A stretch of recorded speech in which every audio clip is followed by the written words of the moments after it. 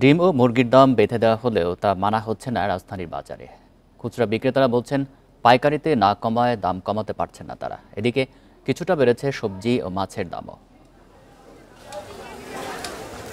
বাজার নিয়ন্ত্রণে 15 সেপ্টেম্বর ডিম ও মুরগির দাম বেঁধে দেয় সরকার। তবে শুক্রবার রাজধানীর বাজার ঘুরে দেখা গেছে কোথাও মানা হচ্ছে না নির্ধারিত দাম। কারওয়ান বাজারে ব্রয়লার মুরগির কেজিতে নির্ধারিত 179 টাকা 59 পয়সার জায়গায় নেওয়া হচ্ছে 5 টাকা বেশি। সোনালী মুরগির কেজিতে নির্ধারিত 259 টাকা 64 পয়সার জায়গায় নেওয়া হচ্ছে 280 টাকা। ফার্মের মুরগির ডিমের ডজন সর্বোচ্চ 142 টাকা 44 পয়সা হওয়ার কথা হলেও বিক্রি হচ্ছে 155 টাকায়। মহল্লার হিসাব তো আপনার মেইন বাজারে করা যায় না। আমাদের কারণ বাজার মনে করেন সব মিডিয়ার জায়গা এবং আমরা বক্তব্য অধিকার হলো আপনার কারণ বাজার একটু 19-20 হলে মনে করেন আমাদের উপরে চাপ আসে।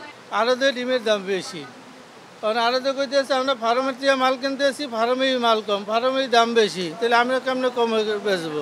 সরকার ঘোষণা করছে না এটা রেট কমাতে, সেই পেপার পত্রিকা আমরা দেখছি, ঠিক আছে, বাস্তবের সাথে কোনো মিলাই, ও আগে যাচ্ছে সেই রকমই চলতেছে। বা ওটার ইম্প্যাক্ট এটা যে বাজারে জিনিসপত্রের দামে পড়বে, এটাও আমার মনে হচ্ছে না খুব একটা কাজ করছে।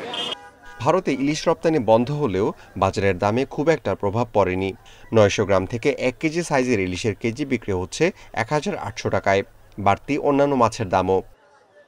10 দিন আগে 200 টাকা কম ছিল, এখন মাছ নাই নদীতে, কাউই নাই বেশি, এরপরে মনে করেন কেজিতে 200 টাকা বেশি। এরা নিজেরাই সিন্ডিকেট করে দাম বাড়াচ্ছে আর কি। আমরা তো মাছ কিনেছিলাম, সিন্ডিকেট কমে গেছে, আসলে সিন্ডিকেট কমে নেই। কারণ বাজারে এসে মানুষের সস্তা লাগে, কারণ বাজারে এত বেশি, তাহলে অন্য দোকানে কেমন হইব বাইরে।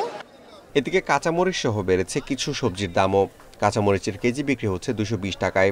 বেগুন মানভেদে 80 থেকে 110 টাকা। বরবটি 100 থেকে 120 টাকায় বিক্রি হচ্ছে। Amirul Islam, independent news, Dhaka.